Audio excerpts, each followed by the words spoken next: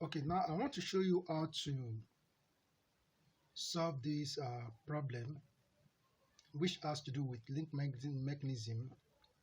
And the first thing I'm going to do is to read the question, and I will see some things about this diagram. All right, so the question says a line diagram of a simple mechanism is shown below, where crank OP rotates in an anti-clockwise direction about center O.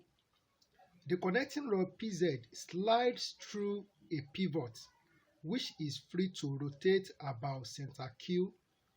Plot the locus of point Z for one complete revolution of the crank OP. Data: OP is 40 mm and PQ is 145 mm and QZ is 25 mm. So let's look at the diagram, and I will say some things about the diagram. Now, PZ is the connecting rod that is sliding through the pivot Q here. This is the pivot Q. So, and this connecting rod is moving in an anti-clockwise direction as shown by this arrow. Is rotating in an anti-clockwise direction. So the circle that we have here is the head of the crankshaft. A crankshaft is one of the components of an automobile engine or a stationary engine. So it is the crankshaft that is giving power to the other parts of the vehicle. So for a tire to move, the crankshaft must move as a result of the pressure exerted on the piston in an automobile engine. So, but let's leave that apart. So we are looking at how we are going to solve this problem. All right. So we are going to make use of these dimensions also, that from the center of the circle, point Q is 65 mm away from the center of this circle, and the distance of point Q from the center of the circle, from the horizontal center line of the circle, is 35 mm. So I'm going to put all these things into use for us to solve this problem. Don't forget that we want to plot the locus of point Q or point Z. We want to plot the locus of point Z for one complete revolution of the crank OP. All right, so now in solving this question, the first thing that we need to do is to draw the circle. So you need to draw the horizontal center line. So draw the horizontal center line of the circle. Then draw the vertical center line of the circle.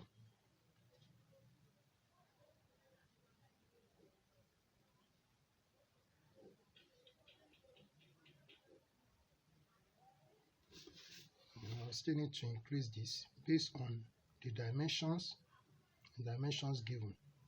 All right, because the radius of the circle is 40 mm. All right, so the next thing I'm going to do is to draw the circle. So take 40 mm on your ruler, 40 mm on your ruler. Okay, so this is 40 mm. Then put it at this point and draw a circle. So the circle goes like this.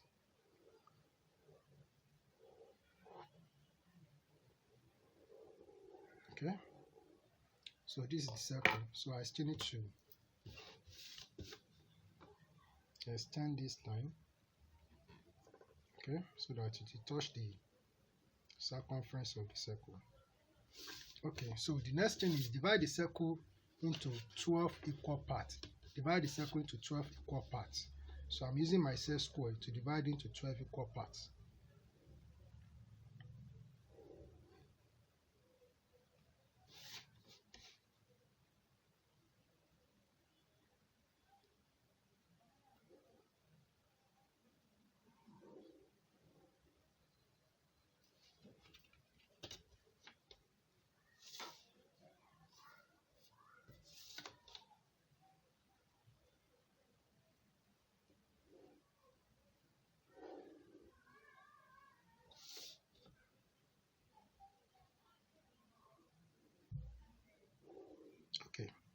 So the next thing I'm going to do is to number the point on the circumference of the circle.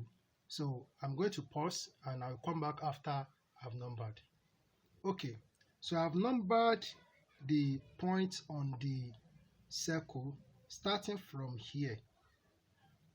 So here I have P1, this is P2, this is P3, P4, P5, P6, P7, P8, P9, P10, P11, and P12. Why?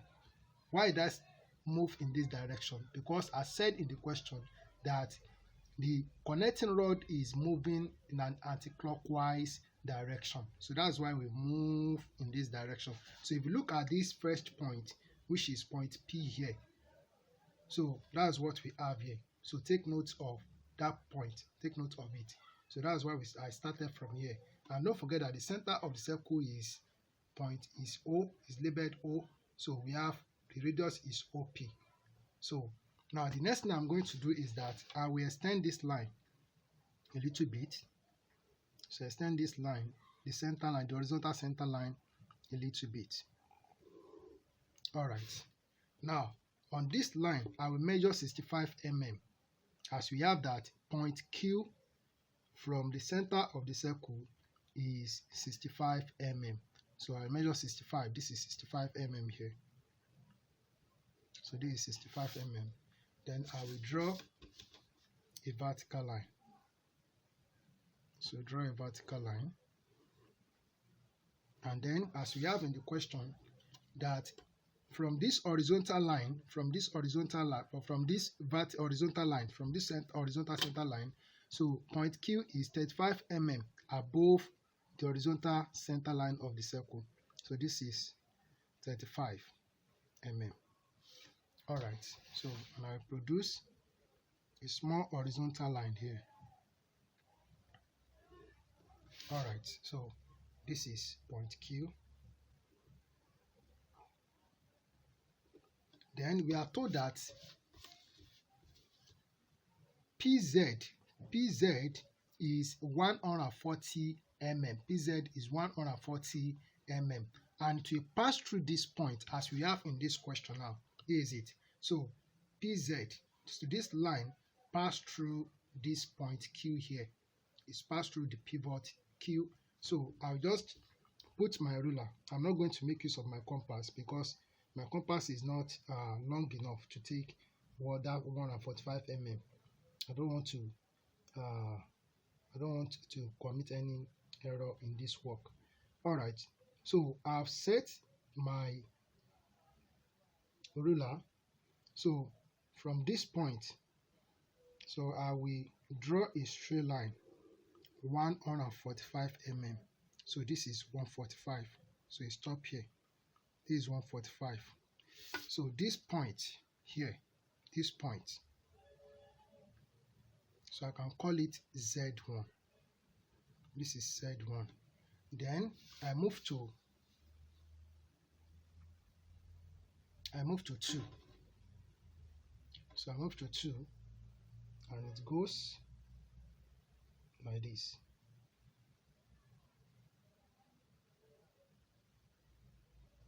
It goes. So I draw a line of 145 mm to pass through the pivot Q, and this is 145. So this is another point. So I will call it Z2. Point Z2. Then, so from P3, I will also draw a line of 145 mm.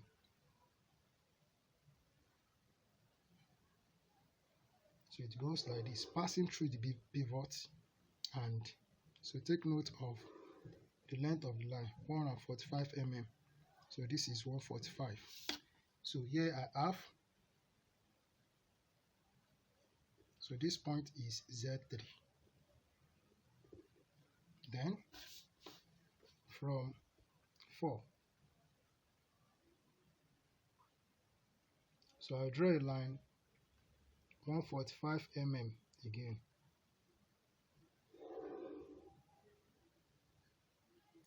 So this is 145. All right, so this will give me Z4. Okay, then from P5 on the circle,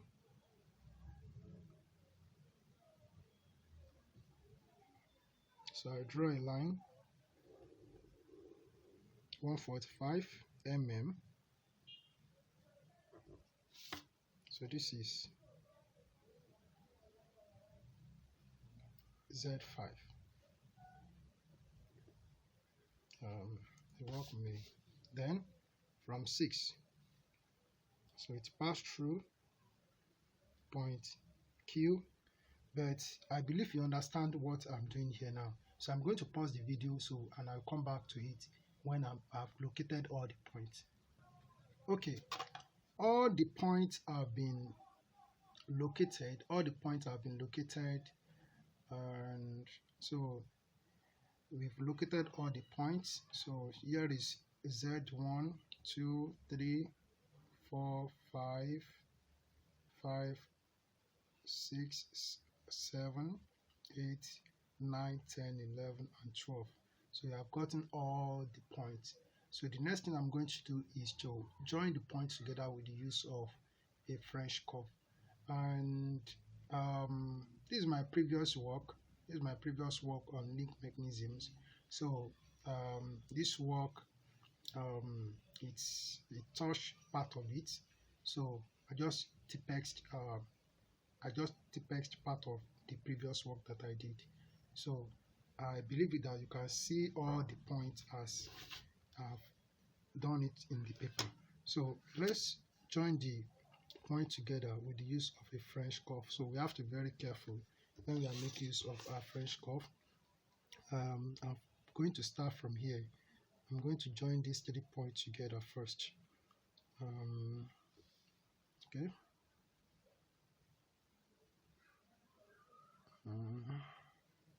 So you have to be very careful with this.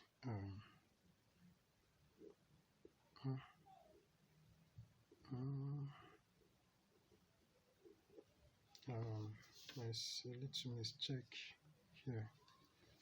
All right. That's why I say we have to be careful when we are joining the points together. Let me join these 2 together. Okay. Then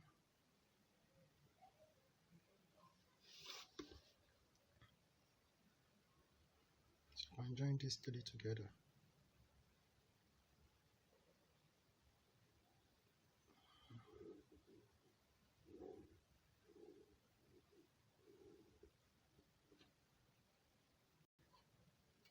Okay. So I can join these 2.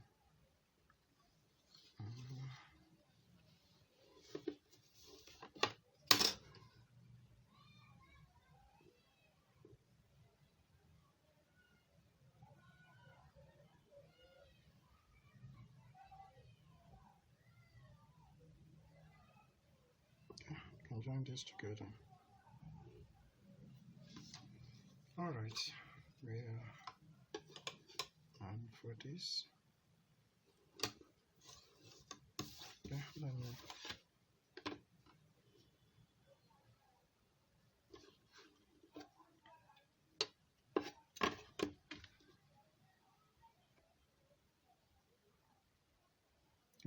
can join this together.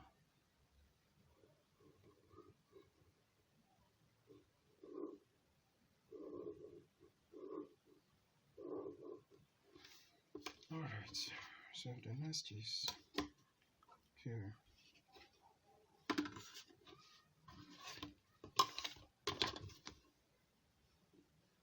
So you have to take it easy so that we can have a perfect curve. So this is not something that you can rush. So you have to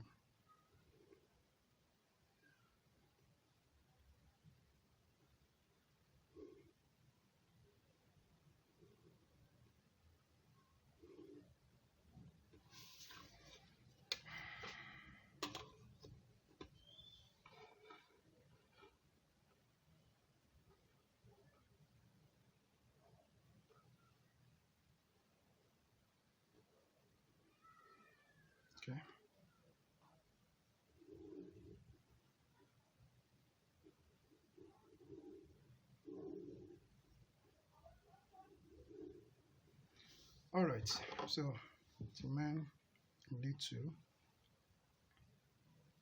cement is a little part of it. Okay. Mhm. Trying to set it so that I can have a perfect curve.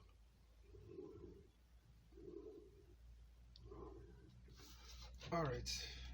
Oh, okay. So this is the locus of point Z that we are asked to get. So the construction is as simple as I show it here. So you can go on, use the same dimensions to construct your own as I show it here. And this question is actually a NECO question. It's a NECO question. So this is a National Examination Council. So it's a NECO question. So you can use the same dimensions to construct your own. It's simple. It's simple. Just have to take your time to do it. So when you are doing a work like this, you need to be patient.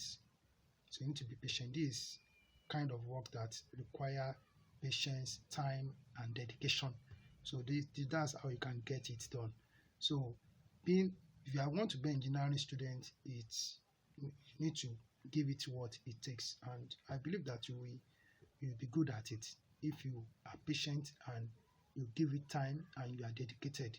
So thank you very much. I really appreciate you. If you have not subscribed to my YouTube channel, please subscribe so that whenever I upload a new video, you get a notification. I'm still going to do more works, and also you can also watch other videos that I've made in the past. So I really appreciate your contribution. Thank you very much. And don't forget, also share these videos with friends who are technical drawing students or engineering students. Thank you very much. God bless you.